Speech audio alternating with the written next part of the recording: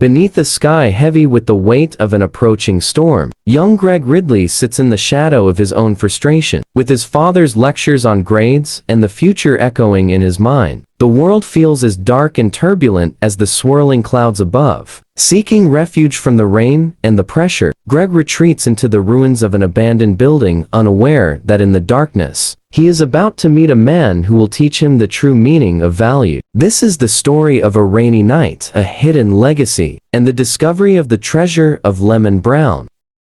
The dark sky, filled with angry, swirling clouds, reflected Greg Ridley's mood as he sat on the stoop of his building. His father's voice came to him again, first reading the letter the principal had sent to the house, then lecturing endlessly about his poor efforts in math. "I had to leave school when I was 13, his father had said.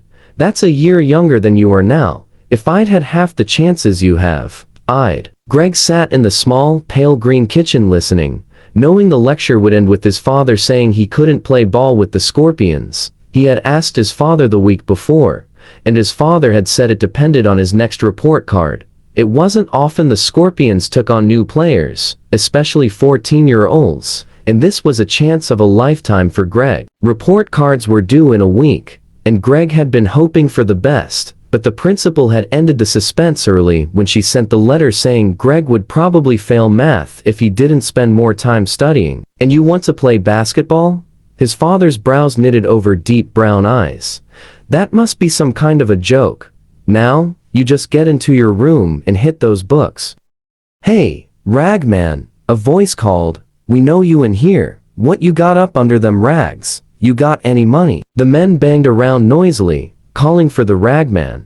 "We heard you talking about your treasure. We just want to see it, that's all." Lemon Brown released Greg's hand and moved toward the top of the stairs.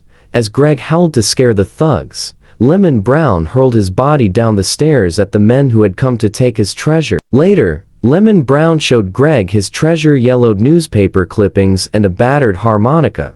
They told of Sweet Lemon Brown, a blues singer and harmonica player who was appearing at different theaters in the South more than 50 years ago. "I used to travel around and make money to feed my wife and Jesse, that's my boy's name. Then his mama died, and when the war come, he saw fit to go off and fight in it.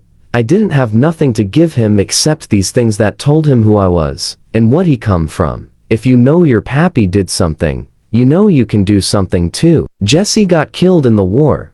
Broke my heart. It truly did. They sent back what he had with him over there, and what it was is this old mouth fiddle and these clippings, him carrying it around with him, that told me it meant something to him.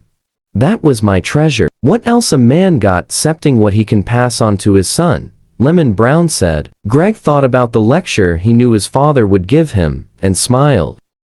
Greg thought he heard the noise again. His stomach tightened as he held himself still and listened intently.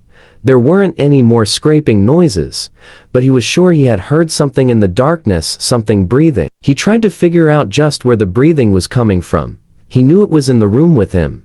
Slowly he stood, tensing. As he turned, a flash of lightning lit up the room, frightening him with its sudden brilliance. "Don't try nothin' cause I got a razor sharp enough to cut a week into 9 days." Greg, except for an involuntary tremor in his knees, stood stock still. The voice was high and brittle, like dry twigs being broken. The figure shuffled forward. He was an old man.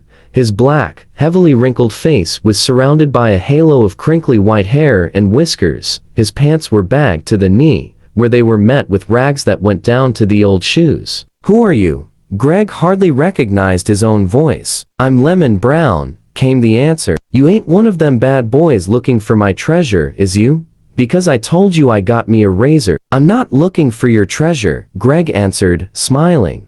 "If you have one." "What you mean, if I have one?" Lemon Brown said. "Every man got a treasure. You don't know that. You must be a fool."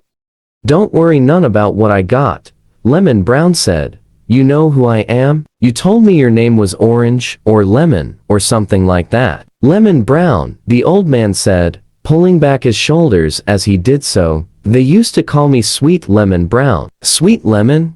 Greg asked. "Yesir, Sweet Lemon Brown. They used to say I sung the blues so sweet that if I sang at a funeral, the dead would commence to rocking with the beat.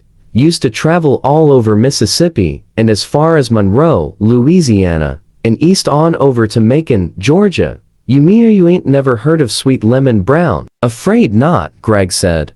What happened to you? Hard times, boy.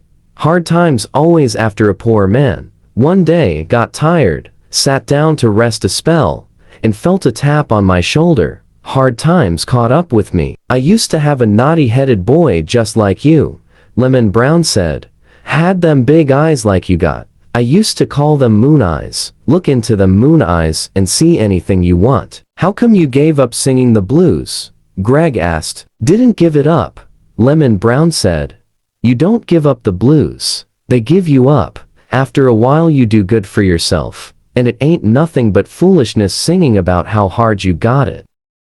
As the rain clears and Greg walks back toward his home, the angry clouds have begun to lift, both from the sky and from his heart. Through the humble story of an old man and his battered keepsakes, Greg has learned that a father's greatest treasure isn't gold or silver, but the hope he passes down to his son. He returns home with a new perspective, realizing that the lectures he once resented were simply his father's way of protecting his own most precious treasure, Greg's future. Some things are worth more than the world can see, and that night, Greg finally understood why